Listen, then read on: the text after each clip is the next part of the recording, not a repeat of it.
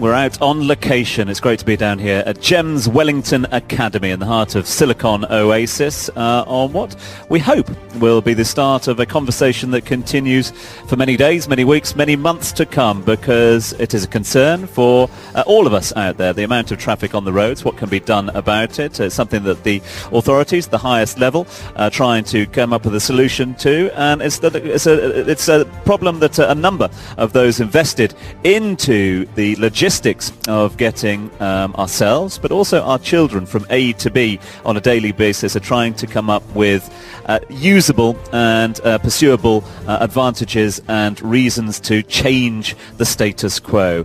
The mantra today is reduce traffic and use the school bus. Safety is going to be at the heart of the conversation. And as I mentioned just a few moments ago, we've got voices, opinions, and decision makers from all walks of those invested into the issues. I just want to bring Alan into the conversation here. Alan Bird is the director of Regent International. This is one of the schools which is managed by Forte Education here in the region, one of a couple of schools here in the city. Alan, lovely to have you with us here this morning. Thank you for being so patient with us and listening on intently as well. How do you react? I mean, is this a concern for your parents at your school as well? Seems to be that cost is first and foremost for a number of parents when it comes to school buses. Well, firstly, thank you very much for letting me join the debate this morning.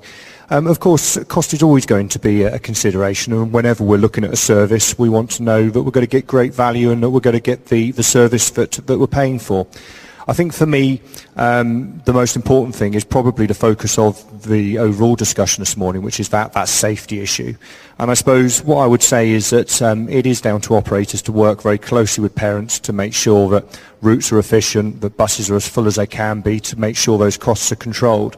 But I think, that mustn't disguise the fact that we all know that the more that we can get those buses running, the greater the safety for the children in our care, and obviously the safer those roads. So I think there is a careful balancing act between cost and safety, really.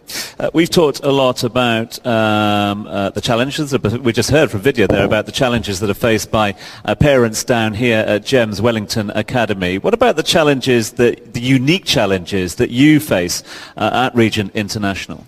Well, we're very, very privileged to be part of a very established community being within the Greens.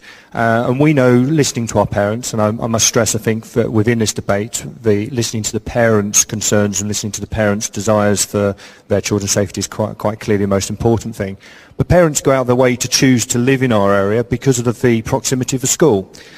Being an established community, it means that certainly during the winter months we have a number of children that will take advantage of being able to walk to school. We've talked about buses today, but let's not forget that the solution to the traffic issues is a much more complex one than one simple solution. And for us, being a school that is really valued by the local community and being a choice of our community has been a real benefit of reducing that traffic.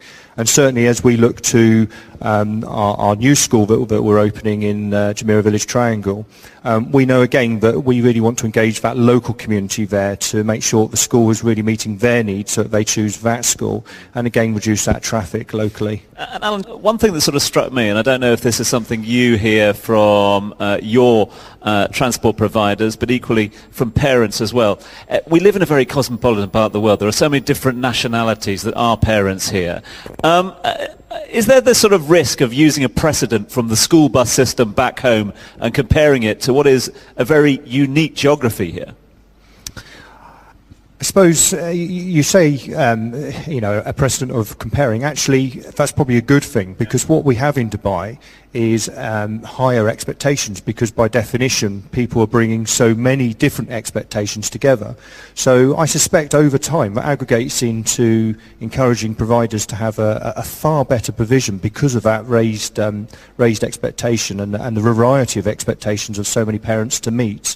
I think certainly, within the whole of this dialogue this morning, it's very, very clear that operators and schools don't listen to their parents at their peril, because it is clear that parents are very, very clear about what they expect from us, what they expect for their children, and the standards that they set. So, these kinds of dialogues are in the long term going to be what ensures that Dubai has that sustainable and safe transport situation for our schools. We have to draw a line under it here on the agenda today. It's been an absolute privilege to broadcast live from GEMS Wellington Academy, live from Silicon Oasis, and I couldn't have done it without the help of so many people down here. Vidya, thank you very much indeed to you. Thanks for your time. Thank you very much.